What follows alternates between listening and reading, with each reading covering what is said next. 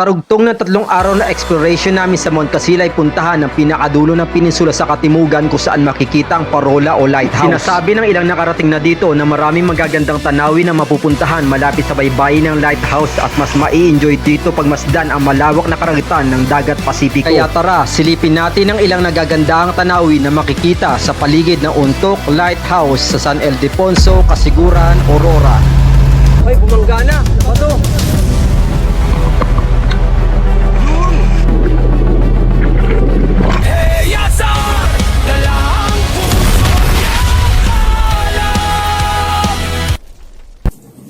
Kung paano namin natawid mula sa bayan ng Dinalungan hanggang dito sa barangay San Ildefonso, panoorin nyo na lang ang Mount Casila dahil ngayon papunta na kami sa Untok Lighthouse. Let's go!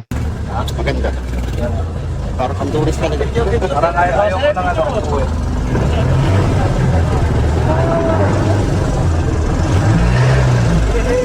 Pinaglaan natin ito. Yan ba yan? Yan, nakapilapas yan. Yan. Yun yung niligawan din ako kaso. 8:30 ng umaga umalis kami sa Purok 6, Sitio ni Calcal para puntahan ang Untok Lighthouse ng Kasiguran na matatagpuan sa pinakadulong bahagi ng Timog Peninsula. Mula sa bangka ay natatanaw namin kung gaano kalayo ang mga kasunod na purok mula sa Purok 6. May mga ibang beach resort din na nakatayo sa mga kasunod na dalampasigan, ngunit ito ay mapupuntahan lamang kung mag-aabil ka ng package tour mula sa mga beach resort sa Dinalungan.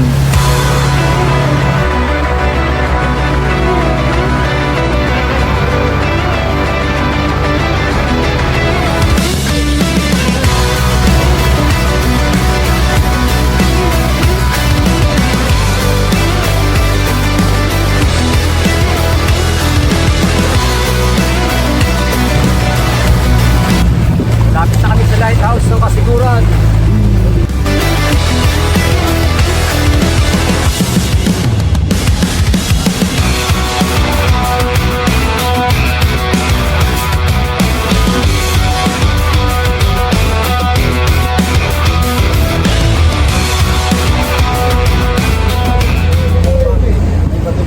Ay, bumangga na sa bato.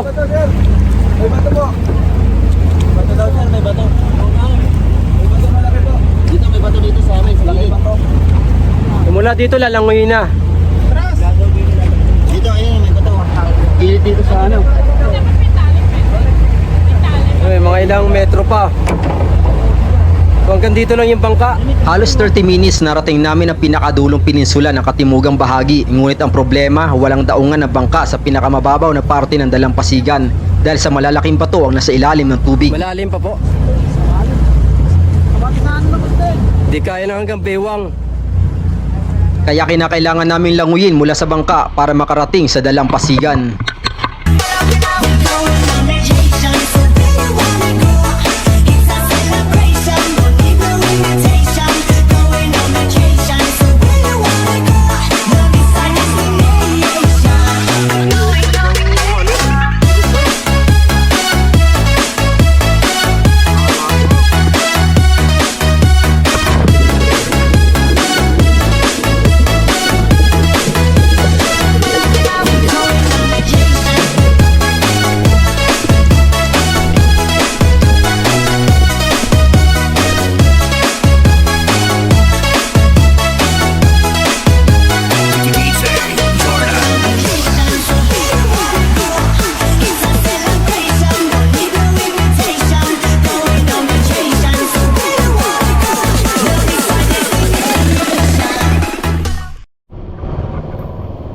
Ito yung dadaanan natin bago makarating doon sa lighthouse.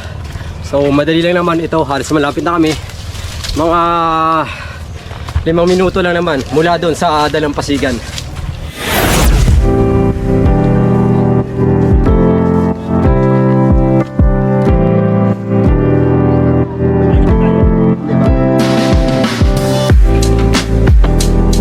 Pagdating sa taas, makikita ang malawak na parte ng asul na karagatan ng Pacific Ocean. Perfect ang view dito para sa mga mahilig sa picture taking. Lalo na kung maakyat siguro ang lighthouse. Sayang lang at may ilang taon na palang bawal pasukin at akyatin ito para sa kaligtasan ng mga nagpupunta rito dahil may ilang handrail na ang sira sa itaas. Nakakandado.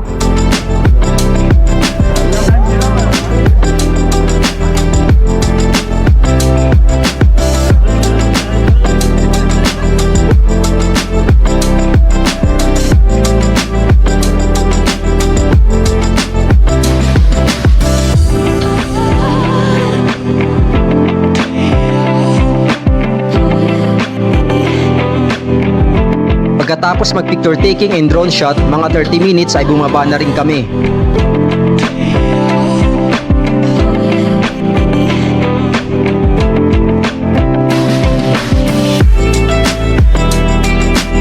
Habang nag-i-enjoy sa dalampasigan ng mga kasama ko, pinuntahan ko naman ang kabilang bahagi ng peninsula na nakaharap sa silangan.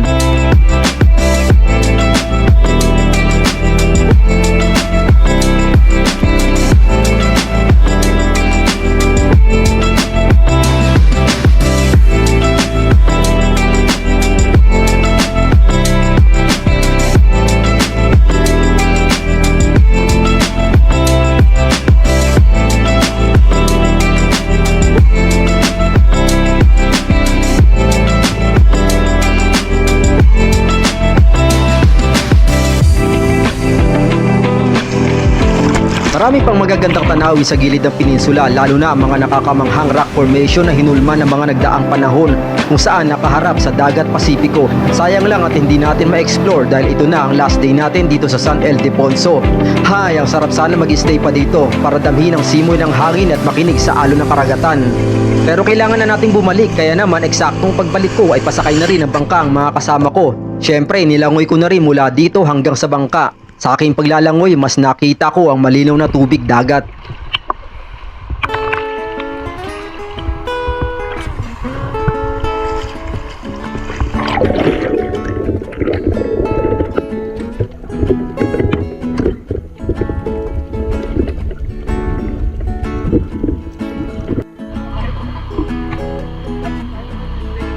Halika na, ako'y iyong sabayan. Hindi ka ba naiimbitan? May alam akong lugar, tara na't ating puntahan. Doon ay may maraming likas na kagandahan at mga bagay na maglalaro sa iyong isipan. Halika na, sabay tayo. Ito!